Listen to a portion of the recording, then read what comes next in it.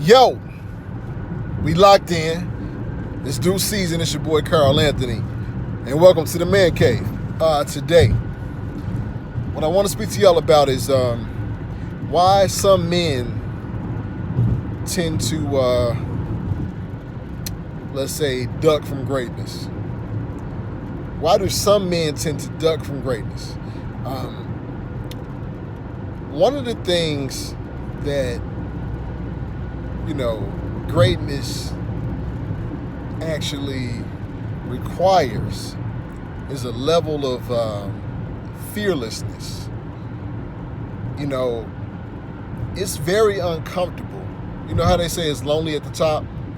It's uncomfortable to be walking a path that nobody else is walking. The lone path, right? The lone path of greatness. It's like,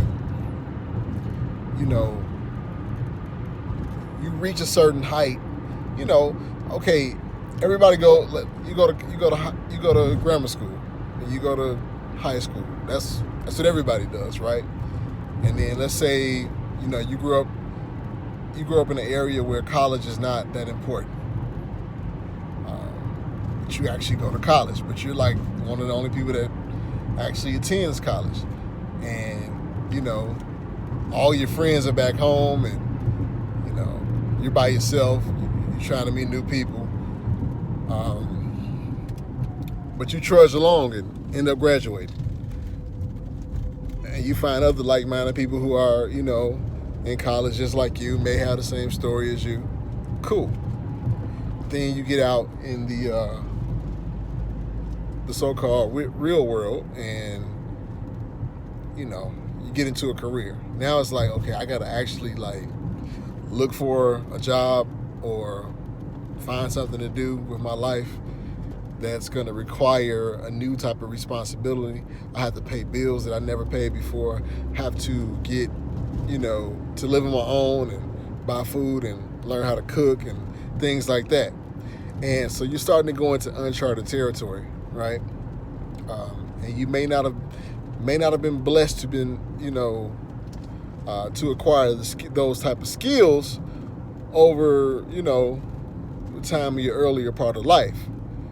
Then you look up and you got, you talk back to the old friends that you used to have, and they're kind of stuck, working some kind of, remedial job, and, but they're living their life, man. They're drinking every day and smoking every day and, hanging out, going to the clubs.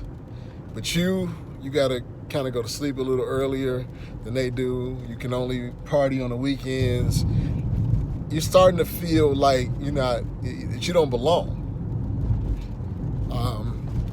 And then let's say you even have higher heights. You want to be a business owner, and most people are telling you, man, I don't know, man, you got a good job, man, you might fail. What happen if your businesses fail? Or, most businesses fail in their first year and things like that. So you hear all the negativity and, you listen to the naysayers. And at some point, you stifle yourself. You stifle yourself. And why do you do that? Is it because you weren't destined for greatness? No, not necessarily. Could it be that it's easier to live in comfort? It's easier not to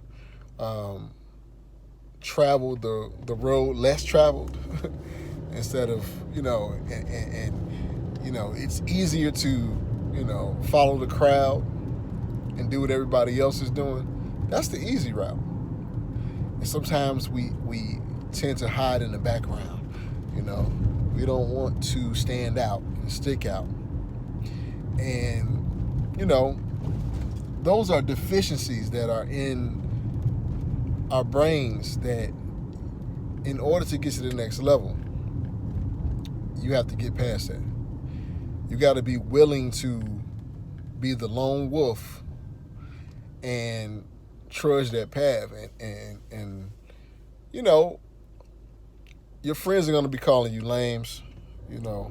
Your friends are going to tell you that, man, you acting like an old man, or man, man, look at all these girls, man, and let's go out this weekend. But you at home working on something. You working on a project. You're doing something that's going to enhance your life, you know. If you allow those things to dictate how you move, you will ensure yourself a beta male for the rest of your life. An alpha can stand on his own, take his own path, and do what he needs to do because he wants to do it. Because that's what he knows he needs to do. And it might be hard, and it might be tough, but you're willing to do it because you know what you want out of life, right? So, you must have the courage, have the testicular fortitude, in the words of C.T. Fletcher. You must have the balls and the gall to say, no matter what, I'm going to be the one that, you know, trumps this obstacle. I'm going to be the one that, you know, creates this $1 million business or this $1 billion business. You know, I'm going to be the one, no matter what nobody says. You know, there's been so many times in my life where people told me I couldn't do certain things, or it's going to be too hard, or, man, why you still doing that? And what they don't understand is, this is me. This is my life. I can't live for anybody else. I have to live for myself. I have to do what I need to do. And if you allow people to, if you allow the talk, most people tell you what you can't do because they know what they can't do. You understand what I'm saying? Like, be weary of the type of friends that will discourage you from greatness. Those are the people you need to get away from. Even if they're so-called good friends. Find you a circle of people who will help you ascend and not be stagnant. You know, you want to ascend to higher heights to get to where you need to go to uncharted territory. You know, it's simple and plain.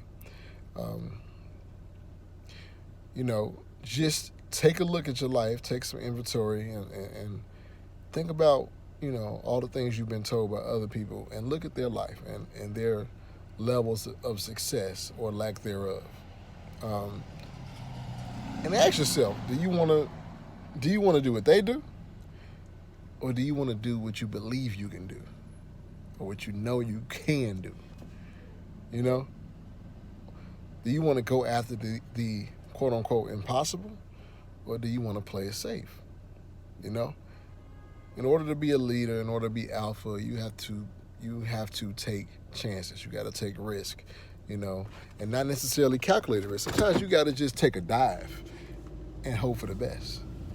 Smartly, but take a dive and hope for the best. Have the courage to just stand on that ledge and know that you're gonna fly instead of fall. You know what I'm saying? But that's my it's my video for the day, man. Like and subscribe. Hey, a video every day. I'm telling you, I'm on it.